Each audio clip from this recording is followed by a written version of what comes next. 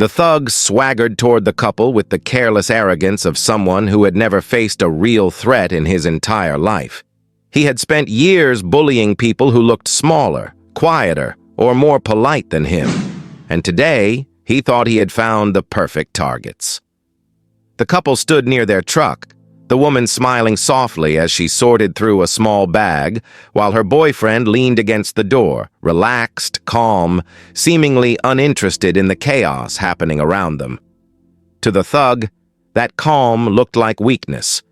He strutted right up to them, puffing out his chest and blocking their way, tossing out cheap insults and aggressive demands, expecting fear to flash across their faces.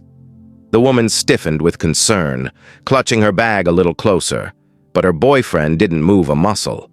His silence wasn't fear, it was calculation. His eyes tracked the thug's every gesture with the cold, practiced precision of someone who had seen 100 versions of the same foolish behavior out in the wild. The thug leaned closer, mistaking that silence for surrender. He slapped the truck door, grabbed at the woman's wrist, and barked for their wallets, expecting them to tremble. But that was the moment everything shifted.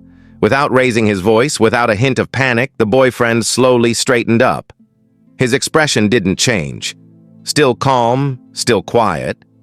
But there was something in his eyes now, something sharp and dangerous.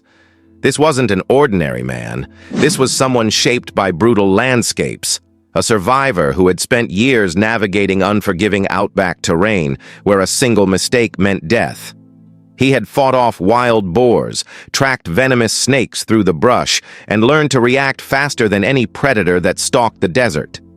The thug had no idea he had just provoked a man whose instincts were honed in the harshest wilderness on earth. Then it happened, so fast that the thug didn't even understand how he hit the ground.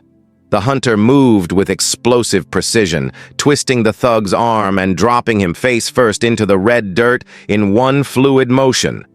No wasted energy, no hesitation, just pure skill. The thug's breath was knocked from his chest, and suddenly all his bravado evaporated. He gasped, stunned, unable to comprehend how this quiet man had dismantled him so effortlessly. The hunter knelt beside him, not angry, not shouting, just radiating a cold warning through his steady gaze. A kind of silent dominance only a man shaped by the outback could possess. By the time the hunter released him, the thug's hands were shaking. He scrambled backward, stumbling to his feet, terrified and humiliated as he realized the truth. He hadn't been picking on a harmless boyfriend. He had been provoking one of the most feared hunters in the region, a man whose reputation was whispered in the remote settlements, but whose face no one expected to see in town. As the thug fled with his pride in pieces, the woman looked at her partner with a mixture of relief and awe. The hunter simply brushed the dirt from his hands and wrapped an arm around her, as if what just happened was the most ordinary thing in the world. Because for a man sculpted by the ruthlessness of the outback, protecting the people he loved wasn't a heroic act. It was instinct.